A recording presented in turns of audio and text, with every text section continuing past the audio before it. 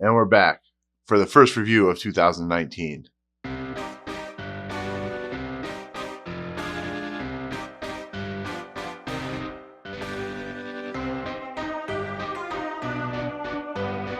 What's up, guys? Welcome to 2019 and my very first review of the year, Bandersnatch.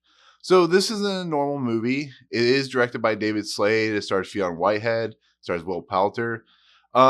I was interested in this movie because literally we just heard about the day before it happened. We had heard rumors about Black Mirror was going to do this interactive TV movie, and it sounded interesting. It sounded like something very cool, very inventive. Something that Black Mirror is known for with technology and all that good stuff.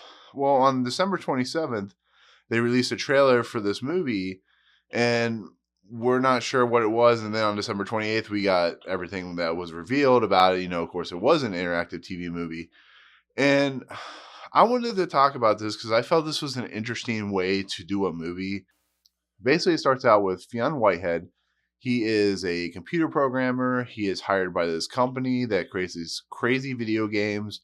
They had created a game called Metalhead, which is actually a reference to a David Slade Black Mirror episode called Metalhead. And the idea is he's hired and he has to create this game called Bandersnatch, which is actually based off a mythology creature of some sort. And this is what makes this movie, this TV series, whatever you want to call it, interesting. From the moment go, you were given choices. The first choice, of course, is you're giving the choice of which cereal you want. Very basic and so on and so forth. You pick your cereal, then you pick the song you want to listen to. At that point, you get to the point where you go into the office, you're interviewed by the guy who runs the company, you meet Will Poulter's character, and you have to decide whether you want to work for the company or whether you want to do it on your own. This movie it's a hard thing to review in essence of what it is.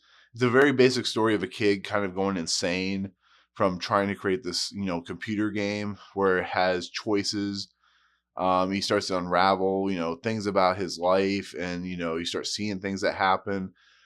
I think this was a very inventive way of doing a movie, a choose your own adventure movie. I've always enjoyed choose your own adventure stuff.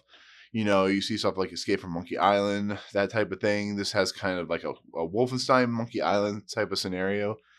And I really liked it. I really liked the idea of being able to choose your own adventure, being able to decide what the characters were doing. He starts to kind of wonder his whole existence, and then he starts wondering who's controlling him. He visits a psychiatrist, and he has problems in his past where his mom died. And it's just an interesting story, but it kind of falls apart as he starts getting more and more insane. And I really wanted more out of this choose your own adventure movie, but it is still a fascinating thing. It's an interesting thing that Charlie Booker decided to bring out. And of course, he's going to bring out season 5 eventually. But, you know, I like this idea, but like I said, it's hard to want to really love it because it doesn't really follow through on the video game aspect at the end. He's creating the story, but he's starting to lose his idea on reality. And I wanted more of that. I wanted more of what Bandersnatch was. The guy who originally created Bandersnatch, the idea of it went insane, killed his, wife. And this kind of scenario is playing out here. And then when you're given choices about what you want to do, how they play out, they're cool. But then it's like some of the choices like dead end themselves, and some of the choices kind of go off in weird tangents. There are some clever choices, but it just kind of sort of ends. And that's where I kind of like fell off of it. I liked it. I liked the setup. I liked the scenario. I liked the Will Poulter character, but he just kind of disappears in the story, and he's kind of like just a basis of getting the story along. And it's still an interesting idea. It's still a cool idea, but it's just, I think this is the early stages of what we're going to eventually get in the long run. I hope Black Mirror does stuff like this in the future and they improve upon, because I really enjoy this kind of stuff. I really enjoy the inventiveness of it, but I just don't feel like this was 100% successful rate, of a situation, of a choose your own adventure story. And everybody's going to be different based on what they choose. but I've tried every scenario, and I just don't think it fulfills 100% of what we're going for. But I like what David Slade does.